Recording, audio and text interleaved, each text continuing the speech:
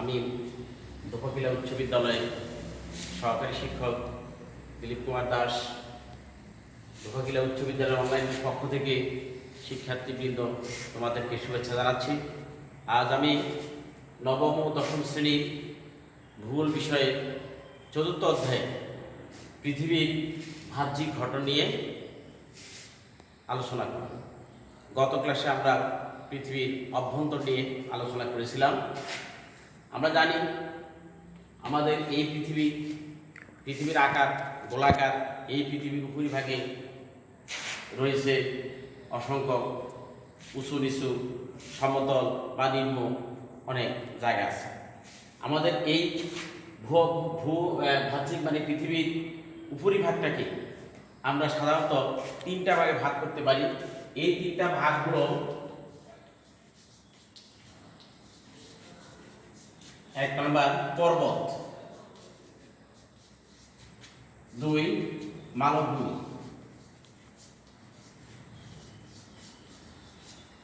3 সমভূমি। তোমরা হয়তো লক্ষ্য করেছ যে আমরা এই পৃথিবীর এই উপরিভাগে আমরা যদি কোথাও যাই দেখি কোথাও এনে পানি নাই, অনেক উঁচু জায়গা, অনেক উঁচু টিলা দেখা যায়। আবার কোথাও গেলে দেখি সমতল ভূমি, কিন্তু আমাদের এই বীজ থেকে মানে ধানের জমি বা ফসলের জমি থেকে অনেক উপরে অবস্থান করে, সেটা হলো মালভূমি।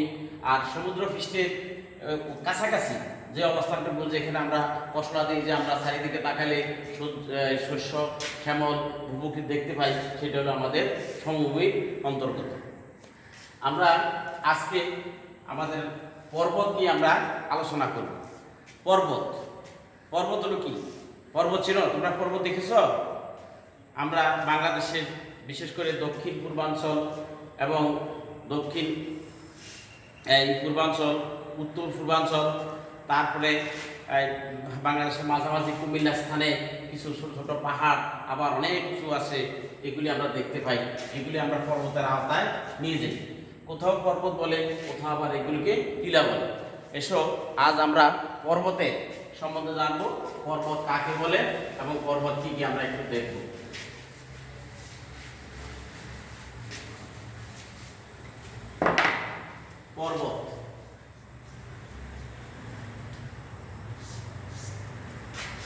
পর্বত কাকে বলে আমরা একটু সংজ্ঞাটা দেখব।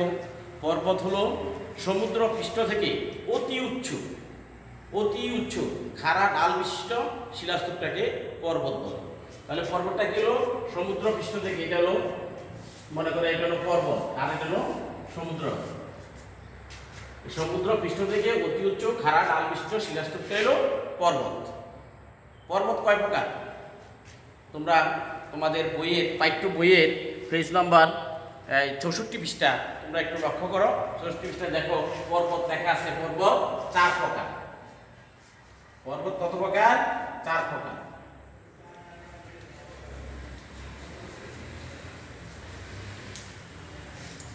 এক নাম্বার ভঙ্গিল পর্বত।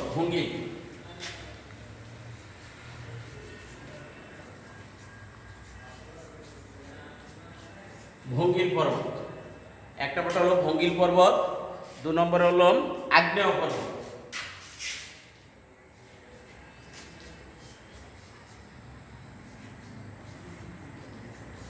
আগ্নেয় পর্বত 3 নম্বর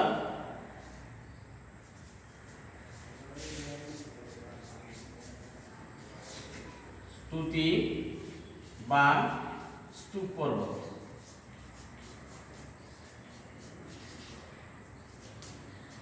4 নম্বর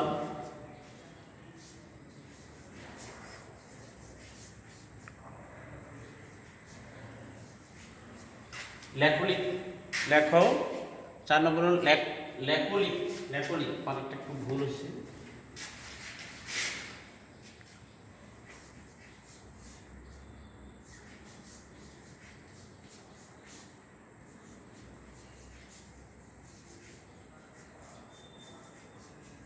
ল্যাকোলিক পর্বত। তাহলে আমরা পর্বত কত প্রকার এই সম্বন্ধে জানতে পারলাম। পর্বত হলো কয় প্রকার? 4 প্রকার। কি কি? ভঙ্গিল পর্বত, আগ্নেয় বা ক্ষয়জাত পর্বত এটাকে বলা হয়, স্তুতি বা স্তূপ পর্বত, তারপরে ল্যাকুলিক পর্বত। আমরা এখন ভঙ্গিল পর্বত সম্বন্ধে জানবো। ভঙ্গিল ভঙ্গিল কথা হলো, আমরা ভঙ্গ শব্দ থেকেই ভঙ্গিল শব্দের উৎপত্তি। যেমন ভঙ্গ, ভঙ্গ মানে ভাঙা, তাহলে ভঙ্গিল কথা হতো ভাঙা ভাঙা ভঙ্গ। ভাঙা মানে কি? টুকরা টুকরা, এখানে কুদ্র আছে, এখানে কুদ্র আছে, এইভাবে কুদ্র আছে, এভাবে আমরা ভঙ্গিল পর্বত সৃষ্টি হয়। তোমরা বইয়ের পৃষ্ঠায় দেখতে পারো, পেজ নাম্বার 64 পৃষ্ঠায় বা 63 পৃষ্ঠায় আছে ভঙ্গিল পর্বত।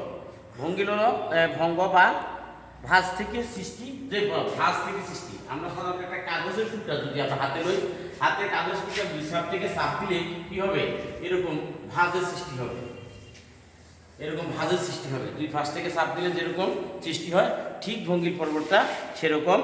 আমরা ভঙ্গিল পর্বতের বিশেষ করে আমরা দেখতে পাই এশিয়ার মহাদেশের মধ্যে হিমালয়, ইউরোপের আল্পস এবং আমেরিকার রকি পর্বত, এগুলি ভঙ্গিল পর্বতের অন্তর্গত।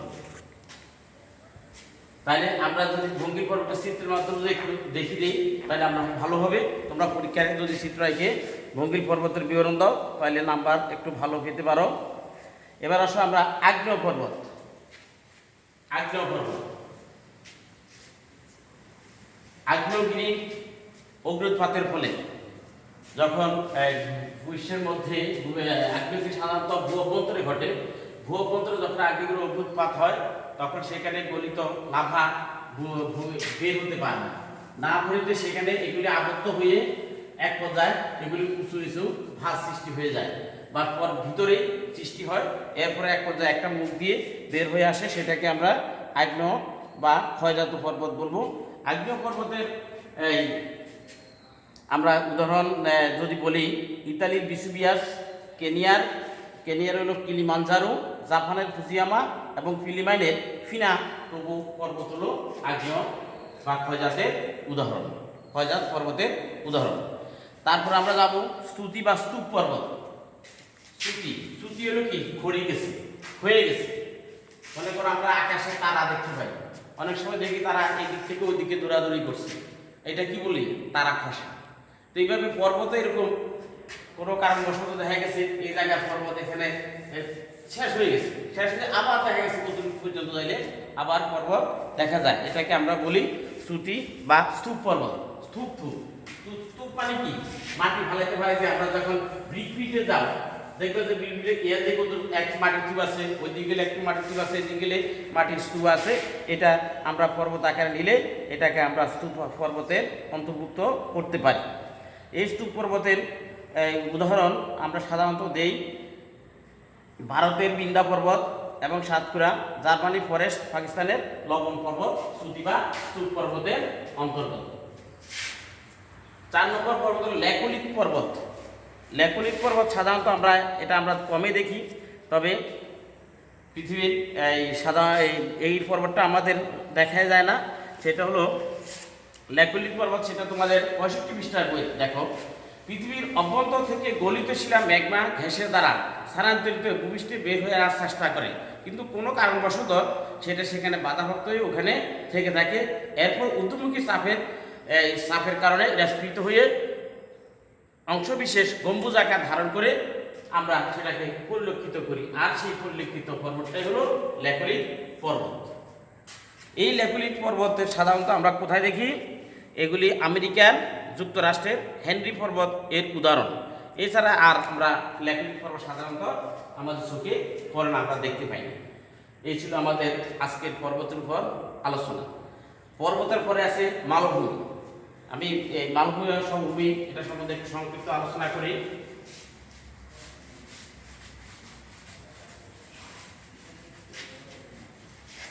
পর্বত কি বলছিলাম? পর্বতের সংজ্ঞা বলছিলাম সমুদ্র পৃষ্ঠ থেকে বা সমুদ্র সমতল থেকে অতি উচ্চ খাড়া ঢাল বিশিষ্ট শিলাস্তূপকে পর্বত বলে। পর্বতের পরে আমাদের পৃথিবীর বাহ্যিক গঠনের দ্বিতীয় স্তরটা হলো মালভূমি। তাহলে মালভূমি কাকে বলে আমরা একটু দেখব। মালভূমি হলো পর্বত থেকে নিচু এবং সমভূমি থেকে উঁচু বিস্তীর্ণ সমতল ভূমি, মানে পর্বত থেকে নিচু এবং সমতল ভূমি থেকে এরকম বিস্তীর্ণ। এটা হলো সমভূমি, এটা হলো সমুদ্র পৃষ্ঠ, এটা হলো সমুদ্র, এটা হলো সমভূমি, এটা হলো মালভূমি, এটা হলো পর্বত। তাহলে দেখো, সমুদ্র থেকে উঁচু এবং পর্বত থেকে নিচু বিস্তীর্ণ ভূমিটাই হলো মালভূমি। কি বললাম? সমুদ্র থেকে সমতল ভূমি থেকে উঁচু এবং সমভূমি থেকে উঁচু, পর্বত থেকে নিচু বিস্তীর্ণ ভূমিটাকে আমরা কি বলবো? পর্বত আর এই মালভূমি বলবো। মালভূমিও সাধারণত কয় প্রকার? 3 প্রকার। মালভূমি কয় প্রকার? 3 প্রকার। দেখো, একটা হলো পর্বত মধ্যবর্তী মালভূমি।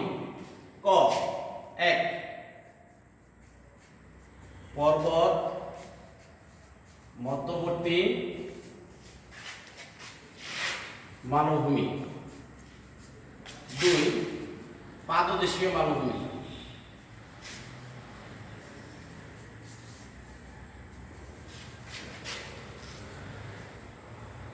পাদদেশীয় মালভূমি।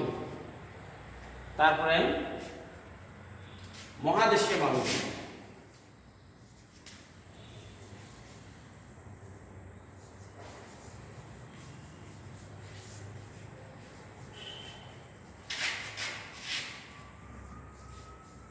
মহাদেশীয় মালভূমি আমরা সাধারণত 3 প্রকার মালভূমি দেখতে পাই। পর্বত মধ্যবর্তী মালভূমি, অর্থাৎ এই যে মালভূমিটা আছে এখানে দেখা যাচ্ছে, এদিকেও পর্বত, এদিকেও পর্বত, আবার দেখা যাচ্ছে এখানে একটা মালভূমি, আবার এদিকেও পর্বত আছে। এই জন্য আমরা এটাকে বলা হয় পর্বত মধ্যভূমি মালভূমি, অর্থাৎ পর্বত দ্বারা বেষ্টিত। এই মালভূমি পর্বত দ্বারা বেষ্টিত থাকে। বিশেষ করে আমরা এই মালভূমি দেখতে পাই তিব্বতের মালভূমি।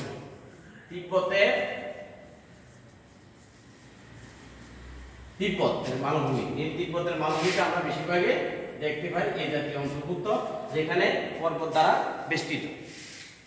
তারপরে পাদদেশীয় মালভূমি, উচ্চ পর্বত ক্ষয়প্রাপ্ত হয়ে যখন পাহাড়ে মানে আরেকটা পাহাড়ের কাছাকাছি অবস্থান করে, তাহলে সেটাকে আমরা বলবো পাদদেশীয় মালভূমি।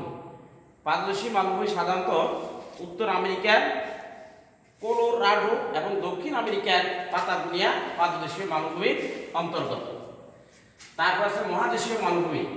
মহাদেশীয় মালভূমি, মহাদেশ তো আমরা বুঝি, মহাদেশ কি?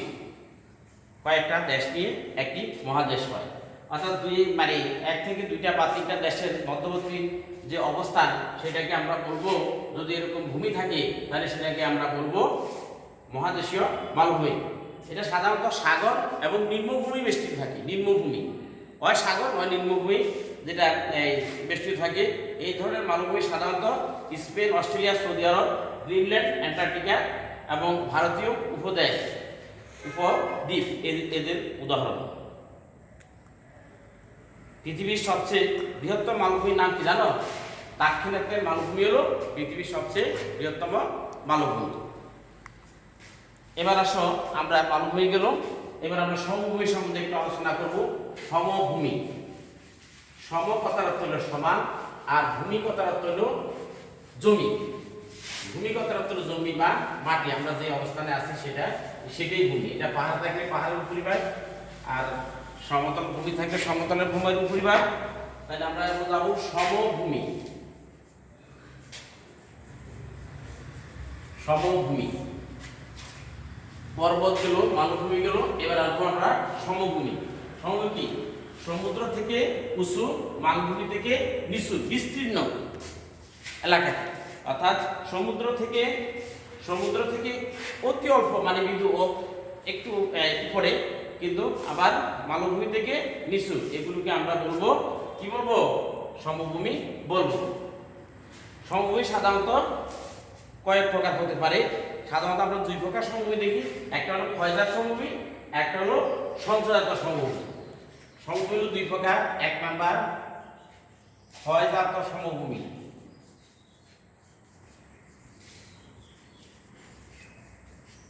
2 নাম্বার ক্ষয়জাত সমভূমি সঞ্চয়জাত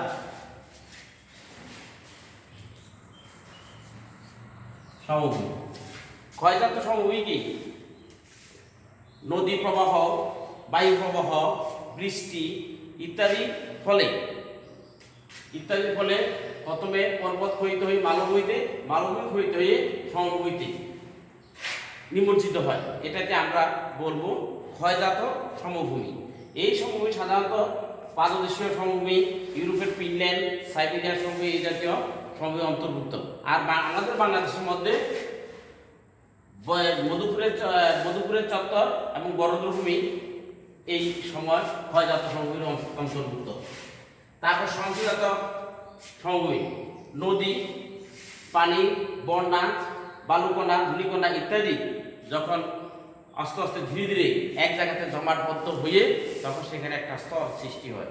আমরা সাধারণত সমুদ্রের নদীতে যখন বন্যা হয়, বন্যার পরে নদীর ফলি জমা হয়ে স্বর আমরা স্বর সৃষ্টি হয়। এই স্বরগুলিও সঞ্চয়জাত সমভূমির অন্তর্গত। শীতপ্রধান হিমবাহের রেখা দ্বারা সঞ্চয়কৃত পলি থেকে এটা গড়ে ওঠে বলে হিম আকৃতির হয়ে থাকে। আজকে আমরা পৃথিবীর বাহ্যিক ঘটনায় 3টা স্তর নিয়ে আলোচনা করলাম। এই 3টা স্তর হলো পর্বত, মালভূমি, সমভূমি। এই 3টা স্তর নিয়ে আলোচনা করলাম। আশা করি তোমরা বইটা যদি আবার একটু হাতের কাছে নাও তাহলে একটু ভালো করে বুঝতে পারবে। আমি এখন বাড়ির কাজ দিচ্ছি। বাড়ির কাজ একটা সৃজনশীল প্রশ্ন। তোমরা নোট খাতা নাও, নোট খাতায় বাড়ির কাজটা লিখে নাও।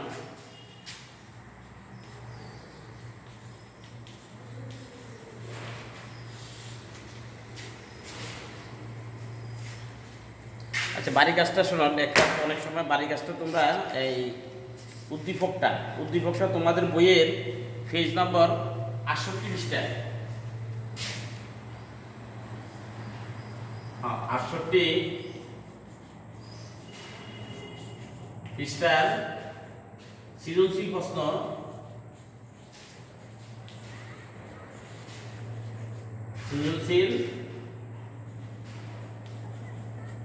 প্রশ্ন 1, এটার উদ্দীপকটা। এখন আমি এখানে তোমাদেরকে এই উদ্দীপকটা ঠিক থাকবে, উদ্দীপক ঠিক রেখে তোমাদেরকে আমি প্রশ্ন শেষ করে দিচ্ছি। এটার উত্তর করে তোমরা করবে। যেমন নদী উপত্যকা কাকে বলে? আমি নদী উপত্যকা না দেখি শুধুমাত্র উপত্যকা কাকে বলে লিখলাম।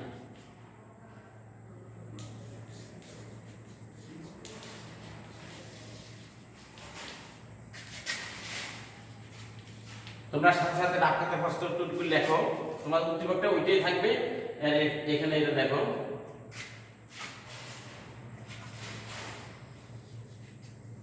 খ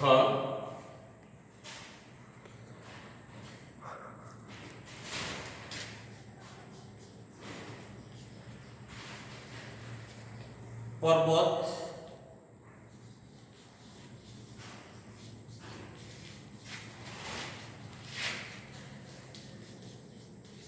প্রকৃতি,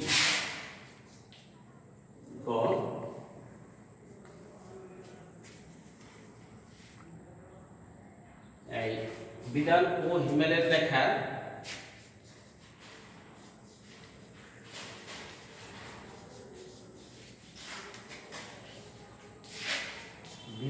ও হিমালয়ের রেখা ভূমিরূপটি ভূপ্রকৃতির গঠন বৈশিষ্ট্য ব্যাখ্যা করে। ভূমি রূপটির গঠন বৈশিষ্ট্য ব্যাখ্যা করো। ঘ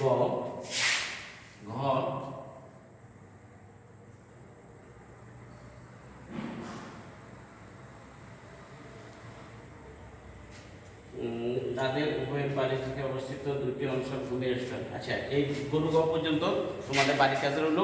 ঘরের প্রশ্নটা শেষ করে দিয়ে পরবর্তী ক্লাসে। আজকে আমাদের এখানে আমি আজকের ভূমি ক্লাসের সমাপ্তি ঘোষণা করছি। আশা করি শিক্ষার্থী বন্ধুরা তোমরা সকলের মনোযোগ দিয়ে ক্লাসটা উপভোগ করেছ। বাড়িতে তোমরা এই লকডাউনের মধ্যে থেকে